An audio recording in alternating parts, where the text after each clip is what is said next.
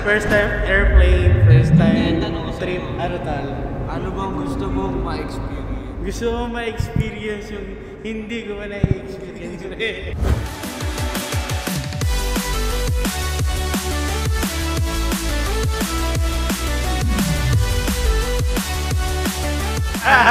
Uy, showcase daw!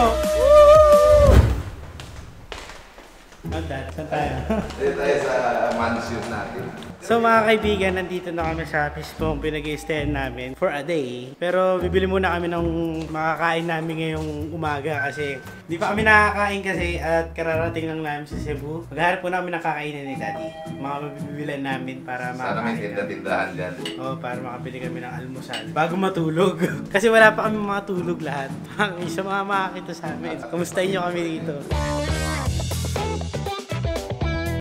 So mga kaibigan, nag-iikot-ikot muna kami dito. Hanapin namin yung mga pwedeng pagbilhan. Wala pa kaming idea talaga kung ano yung mga dapat namin puntahan for 6 days dito sa Cebu. Ang pinaplan talaga is 5 days lang. So counted yung pagdating namin dahil 23 ngayon. Kaya alis pa kami ng 28 ng madaling araw ata yun. So tama, or gabi. 28 ng gabi. So ibig sabihin, 23, 24, 25, 26, 27, 28. 6 days nga kami dito. Hindi ko alam kung ano yung mga plano ni Kuya Pao dito. Kasi biglaan tong lahat na to. So abangan nyo na lang yung mga mangyayari dito sa Cebu. Feeling ko sobrang exciting nito at sobrang mag-i-enjoy kami dito dahil wala nga kami plano eh.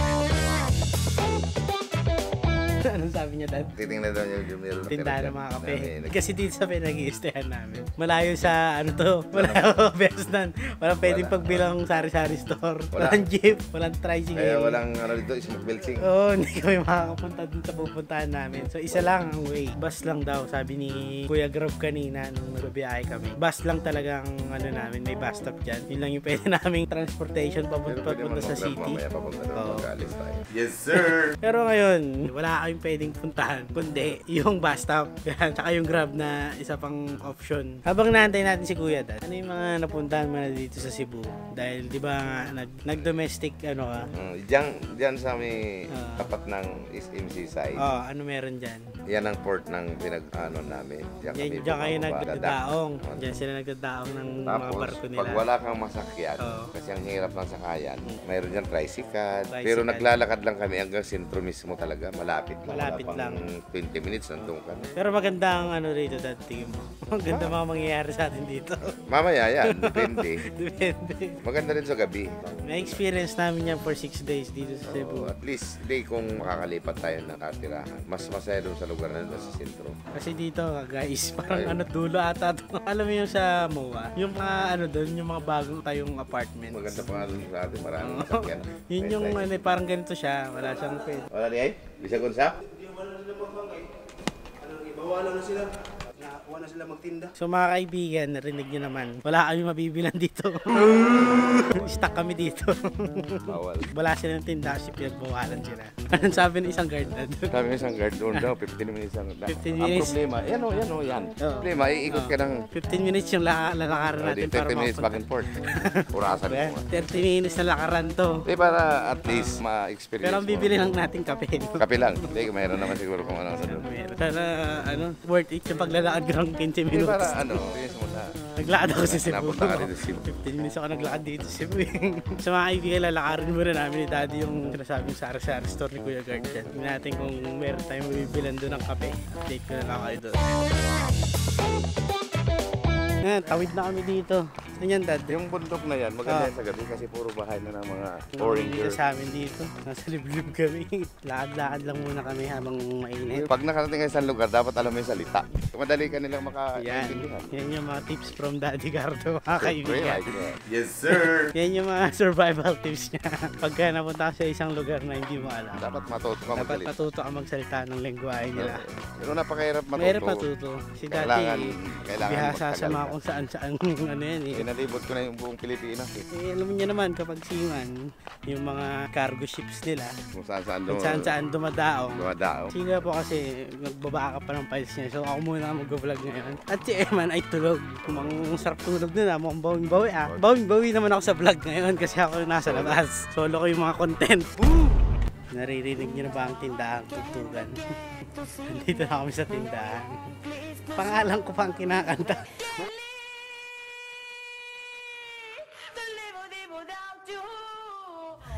Isa pa.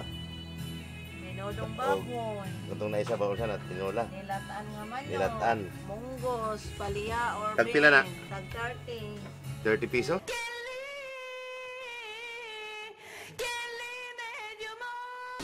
Ito na yung pinakamalapit na tindahan sa pinag-i-stayan namin. 15 minutes na lakadan nga siya. At 15 minutes din yung pabalik namin. So 30 minutes nga. 40. Inendan.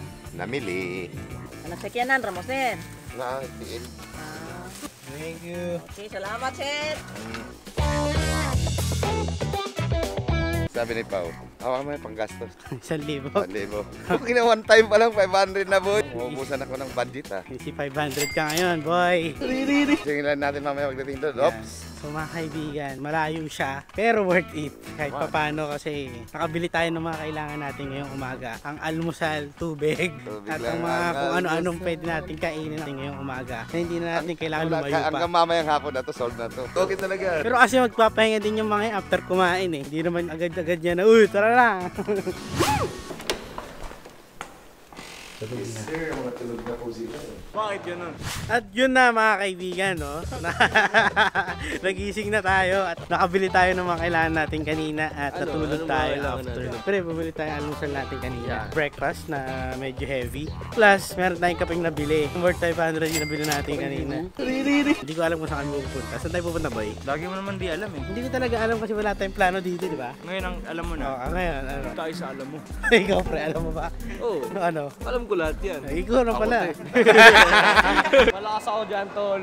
Matigis mo sa bato to.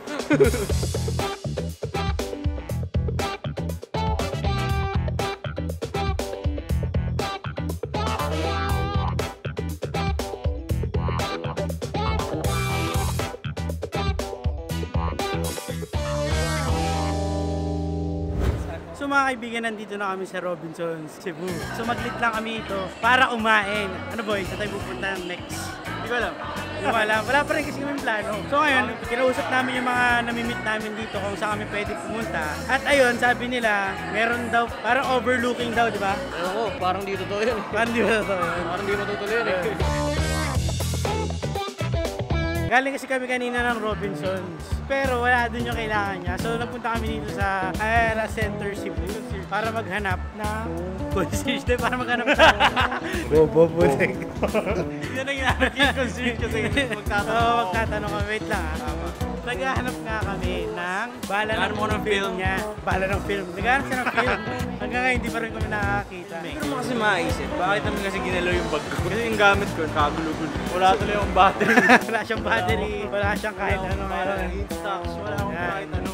Wala akong... So wala talaga yung bilang. Nakakita na ako.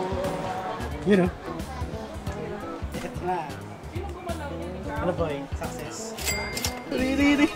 So mga kaibigan, nakabili na kami ng mga film para dun sa camera niya na Instax. Nakabili na kami ng You mga know? Instax. Pero nakabili rin siya ng bago niyang Instax. Ano ba, bibili mo na ba yung Instax ko na? Tatlo na yung Instax ko. Tatlo na yung Instax niya. Yung isa binibenta niya sa akin.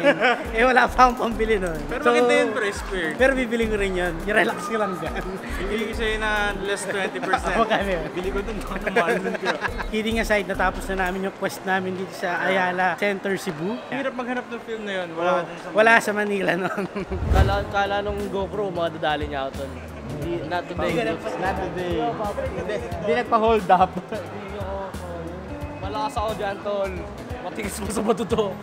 Sabi mo, ako na siyang GoPro. yung joke na yun, sa vlog lang ni Kuya Roger nyo makikita. Yan. Kasi yung mga vlogs namin, iba-iba yan. Yan. So, panoorin nyo isa-isa yung mga vlogs namin. Di ba boy? Di ba? Oo, Oh, lahat yan konektado. Pag kinat niya yan, Oo. panoorin niyo yung sa akin. Oo. Dun yung matuloy. Yung sasabihin. Siyempre, hindi naman kami pwede magkakapares ng mga content Yan. dito. Bakit ganun? Eh, para hindi sila maumay pag pinanood nila. Bakit sila maumay? Eh, kasi pare-pares.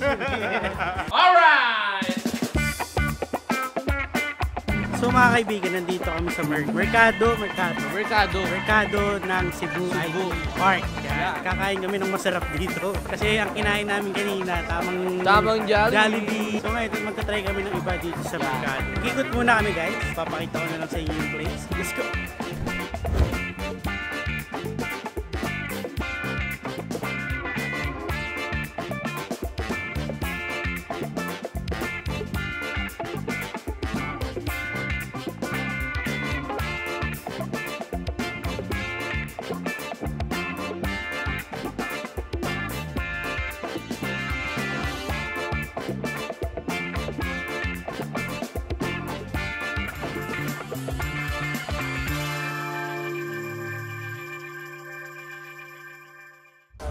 So mga kaibigan, nakahanap na kami ng pwesto dito sa Mercado. Ngayon naghahanap na kami ng makakainan. Hindi ko pa alam kung ano pwedeng kainin, pero mukhang masasarap yung mga pwedeng mabili rito eh. Tulad niyan, ribs. Dad, ano gusto mo? Mamimili tayo. So mga kaibigan, tapos na tayong umorder ng kakainin natin ngayong gabi dito sa Sugbo Mercado mga kaibigan. Inaantay natin sila maka-order kasi wala magbabantay ng mga gamit natin dito. Yun, ako yung naiwan dito sa pwesto namin. Tingin ko magiging busog talaga kami dito sa Sugbo Mercado mga kaibigan. Try na namin yung mga pwedeng mga kainan dito sa Cebu. Sabi sa akin, isa na raw to sa mga pwedeng kainan eh. Abangan na lang natin sila dito kung naka-order na sila. Akin ang puso. Okay. So, ayan o. Ito pagkain natin ngayon. May pusok pa. Sarap. Sige, banat. Ano mo, sarap ka. Ano yung order mo? Hipon boy, tsaka tuna. No. Tamang seafood lang tayo sa Cebu. Tol, tataba ako dito, tol. Malakas ako dyan, tol. Matigas mo sa bato to.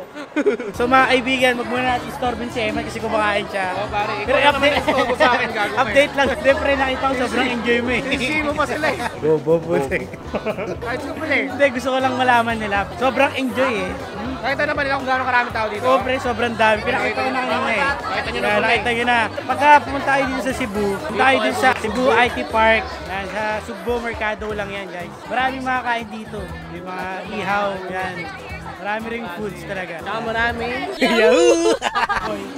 Takti, nauna kayo kumain sa akin eh. Ano yung in-order mo? Tender juice. Pumunta ka ng Cebu para mag-tender juice. Namiss ko na yung hotdog eh. Kahit sino pala eh. Hindi ko lang, natatakam ako pag sa hotdog. Ang kinain niya, tender juicy nga. Kahit sino pala eh. Di ko alam kung saan papunta tong vlog na to, pero may mga lakad pa tayo.